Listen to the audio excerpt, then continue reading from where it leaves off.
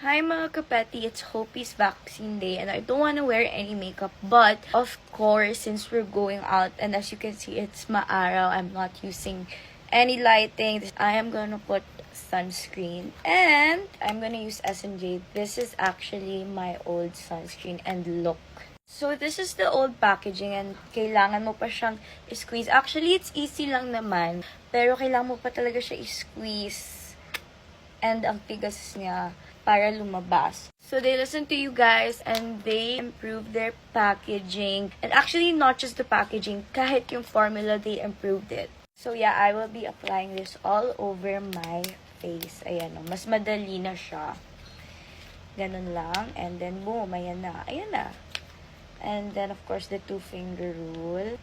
I know na it looks intimidating, pero don't worry kasi it's non-greasy.